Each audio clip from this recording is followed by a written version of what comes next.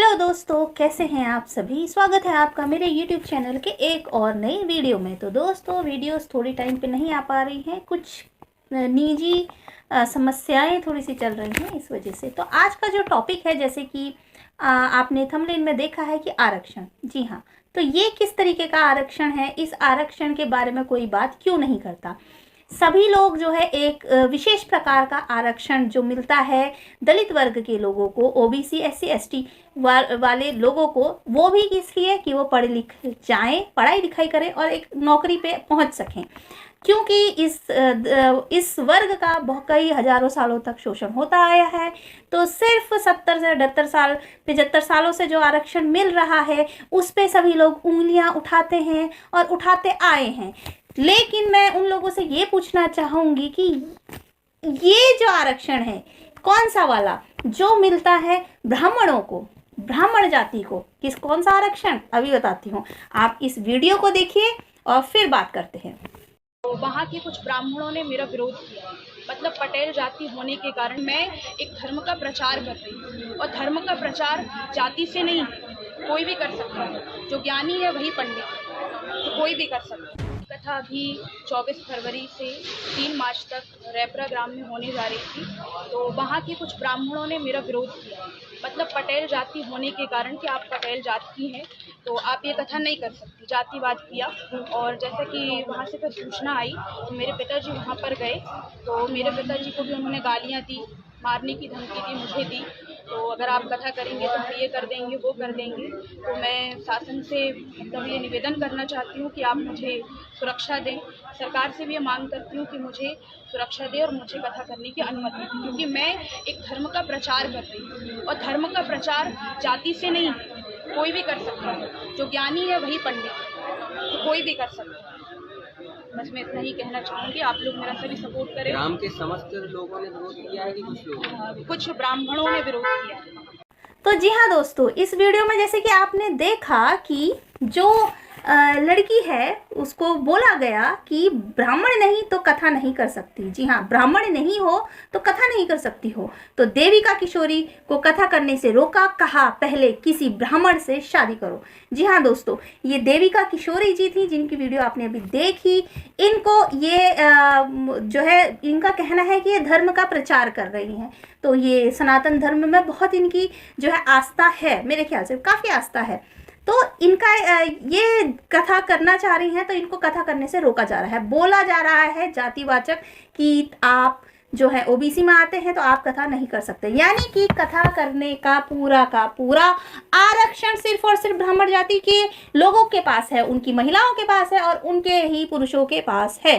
तो ये किस प्रकार का आरक्षण हुआ, इस आरक्षण के बारे में कोई बात क्यों नहीं करता है कि सिर्फ ब्राह्मण ही कथा कर सकता है, कोई और क्यों नहीं कर सकता। अगर उसकी उस धर्म में आस्था है, उसकी मान्यता है, और अगर उसको वो इस योग्य है कि वो कथा कर सके, कथा में उसकी रुचि है और वो योग्य भी है, तो वो क्यों नहीं कर सकता। इस पे किस आधार का आरक्षण दिया जाता है, क्यों ये ब्राह्मण विरोध करते हैं। क्या ये दूसरे हिंदू भाइयों को हिंदू नहीं समझते हैं, क्या ये अपने हिंदुओं को जो है गैर समझते हैं। तो दोस्तों, मामला कुछ इस तरीके का है कि कथावाचक जो है देविका किशोरी ने कहा कि किसी वेद पुराण में नहीं लिखा कि ब्राह्मण ही कथा कर सकते हैं। दूसरी बात, देश में हिंदू की बात करी जाती, हिंदुत्व की बात करी जाती है और कहा जाता है कि बटोगे तो कटोगे। लेकिन जो लोग सनातन की बात करते हैं वही लोग, जी हाँ, वही लोग जो है जो लोगों को बांटने का काम करते हैं। ये मैं अपने आए दिन वीडियोस में बोलती हूँ कि सनातन धर्म की नींव ही है बांटना। सनातन धर्म जन्म के आधार पर बंटवारा शुरू कर देता है। तो मध्य प्रदेश के जबलपुर जिले के पनागर थाना क्षेत्र के रैपुरा गांव में एक महिला कथावाचक देविका किशोरी को जातिगत आधार पर श्रीमद् भागवत कथा करने से रोके जाने का मामला सामने आया है। देविका किशोरी, जिसका वास्तविक नाम देविका पटेल है, कुर्मी समाज से ताल्लुक रखती हैं। उनकी कथा 24 फरवरी 2025 से शुरू होने वाली थी, लेकिन कुछ स्थानीय ग्रामीणों ने जातिगत टिप्पणी करते हुए उन्हें कथा करने से मना कर दिया गया। तो इस घटना का एक वीडियो भी सामने आया है जो मैंने आपको दिखा दिया, जिसमें स्थानीय लोग देविका किशोरी को उनकी जाति और महिला होने के कारण कथा करने से रोकने की बात करते हुए दिखाई दे रहे हैं। वीडियो में यह भी कहा जा रहा है कि यदि वह ब्राह्मण किसी ब्राह्मण से विवाह करती हैं तो ही उन्हें कथा करने की अनुमति दी जाएगी। इससे स्पष्ट होता है कि कुछ लोग धार्मिक कार्यों में जातिगत भेदभाव को बढ़ावा दे रहे हैं। कहाँ लिखा केवल ब्राह्मण ही कथा कर सकते? ये देविका किशोरी का अपना जो है वाद विवाद उनका है। तो इसको देखते हुए जो ओबीसी महासंघ ने जताया विरोध जताया है और संपूर्ण ब्राह्मण मंच के अध्यक्षों ने भी अपनी बात कही है। पुलिस सुरक्षा जो है में हो रही देविका किशोरी की कथा, जी हाँ, पुलिस सुरक्षा में देविका किशोरी की जो है कथा हो रही है। तो मैं उन सभी महान इंसान जो हैं अपने जो बोलते हैं कि एक हो और जातिगत भेदभाव नहीं है, वर्ण के आधार पर भेदभाव नहीं है, वो व्यवसाय के आप क्या व्यवसाय कर रहे उसके आधार पर भेदभाव है, जन्म के आधार पर भेदभाव नहीं है, उन लोगों से मैं ये पूछना चाहती हूँ कि ये किस तरह का भेदभाव किया जा रहा है। आप लोग समझिए, जो बहुजन समाज के लोग हैं उन्हें समझने की ज़रूरत है। आपको ये लोग तो मेरे ख्याल से हिंदू ही नहीं मानते, शायद से।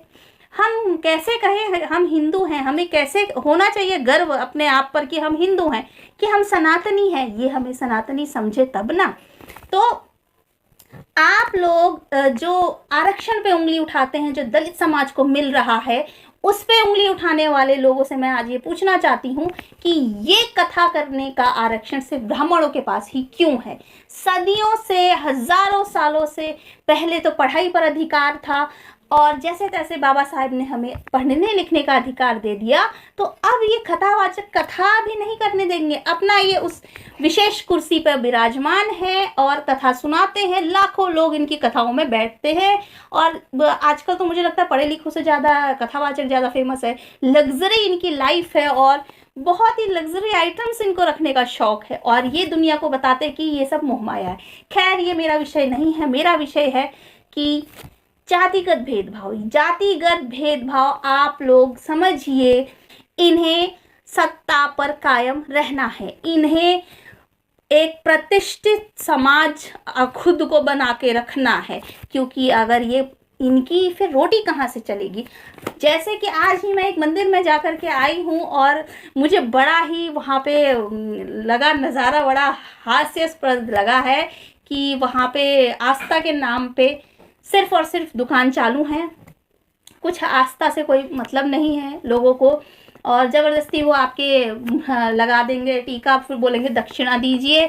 और मेरा तो उन्होंने बोला हाथ दिखाओ, मैंने भी हाथ आगे कर दिया। वैसे मैं मंदिर में जाने में इतना मेरे को नहीं रहता है, मेरी मम्मी आई हैं तो उनको लेके गई मैं। उन्होंने बोला हाथ आगे करो, मैंने हाथ आगे किया, उन्होंने मेरे हाथ पे कलावा बांध दिया। मैंने कहा अच्छा ठीक है। फिर मैं जाने लगी, बोल रहे दक्षिणा। मैंने कहा अच्छा, अब मेरे पास तो पैसे थे नहीं, सब ऑनलाइन थे। मैंने कहा भाई मेरे पास पैसे नहीं है, मेरे पास सब ऑनलाइन है, मैं दक्षिणा क्यों दूँ जब मैंने प्रसाद चढ़ा दिया वहाँ पे। और मैं सिर्फ देखने के लिए गई थी कैसा माहौल है। माहौल बहुत ख़राब है। मंदिरों से ज़्यादा अच्छा माहौल आप किसी लोटस टेम्पल में जाइए या कहीं और घूमने जाइए, वहाँ का माहौल और ज़्यादा अच्छा है। मंदिरों का माहौल मंदिरों वाला नहीं है, बिल्कुल भी नहीं है। भीड़ भगदड़ ये सब सारी चीज़ें हैं। तो ये मैंने देखा वहाँ पे कि जगह पे एक एक मूर्ति रख करके सभी एक एक पंडित बैठे हुए हैं अलग अलग, और आपको हाथ दिखाना तो वहाँ पे दक्षिणा दीजिए, आपको वहाँ से टीका लगाना। उन्होंने इवन टीका भी नहीं लगाया। तो इन पे इनका ही आरक्षण क्यों है? इन लोगों का इसी चीज़ पे आरक्षण क्यों है? क्यों कोई ओबीसी समाज का या दलित समाज का व्यक्ति क्यों नहीं बन सकता है अगर वो योग्य है? तो क्यों कथावाचक देविका पटेल को रोका जा गया कथा करने से? क्या ये भेदभाव नहीं है? क्या ये आपको सनातनी समझते हैं? क्या सनातन धर्म के ठेकेदार दलितों को सनातनी समझते, हिंदू समझते हैं? अगर समझते हैं तो इस बात का जवाब जरूर दीजिए। और ये किस तरीके का आरक्षण आप लेकर के बैठे हैं और हजारों सालों से लेकर के बैठे हैं, इस पे कोई उंगली क्यों नहीं उठाता है? सबको दलितों का शिक्षा में आरक्षण, नौकरी में आरक्षण दिखाई देता है, लेकिन उनको जो ये सत्ता पे बैठे विराजमान पदाधिकारी, बिल्कुल जिनके चरणों में तो बड़े बड़े जो है पद पे बैठे लोग भी नतमस्तक होते हैं, उस पे सिर्फ ब्राह्मणों का अधिकार क्यों? इस पे सवाल क्यों नहीं उठाए जाते? तो मेरा ओबीसी समाज के लोगों से और दलित समाज के लोगों से यही आग्रह है कि आप लोग अपना रास्ता खुद चुनिए, और अपना हक तो हमें लेना ही पड़ेगा, हमें कोई हक नहीं देने के आने वाला। बाबा साहब ने जो हक और अधिकार दिए हैं, पढ़िए, अपने हक और अधिकार जानिए। कथावाचक ये तो इनकी दुकान चल रही है, इन्हें पता है इसमें कितना ही जो है मुनाफा है इस दुकान में। तो इस दुकान पे ये सिर्फ खुद ही काबिज रहना चाहते हैं और ये किसी और समाज के लोगों को, या वो कोई हिंदू ही हो, ये उसे नहीं यहाँ पे रहने, एक विशेष समुदाय को जो है टारगेट बनाते हैं। कल को हमारी बारी है, कल को हमें टारगेट बनाया जाएगा। आए दिन टारगेट बनाया जाता है, दलितों को टारगेट बनाया जाता है। तो आपके अपने को कितना भी, दलित समाज के लोग अपने को कितना ही सनातनी, कितना ही हिंदुत्व का वो झंडा लहराते रहें, उनको आईना सनातन धर्म के रक्षक दिखाते रहेंगे। जी हाँ, सनातन धर्म के सो कॉल्ड रक्षक जो अपने आप को बोलते हैं धर्म का, वो दलितों को आए दिन आईना दिखाते रहते हैं। तो मेरा बहुजनों से यही आग्रह है कि संविधान पढ़िए, अपने हक और अधिकार पढ़िए और उन्हें लेना सीखिए, अपने बच्चों को भी पढ़ाइए। तो आप इस वीडियो से क्या समझते हैं और किस हद तक इससे जो है रखते हैं विश्वास, इसमें क्या है क्या नहीं है पता नहीं। तो आप क्या समझते हैं, आपको क्या समझ में आया, तो आप अपने कमेंट्स ज़रूर जाहिर कर सकते हैं कमेंट्स बॉक्स में। बाकी दलितों को अपना हक लड़कर ही लेना पड़ता है, उनकी बात सुनने कोई बाबा साहब अब नहीं आने वाले। बाबा साहब ने जितना कर सकते थे वो कर चुके, अब हमें अपने हक और अधिकार खुद ही बचाने होंगे।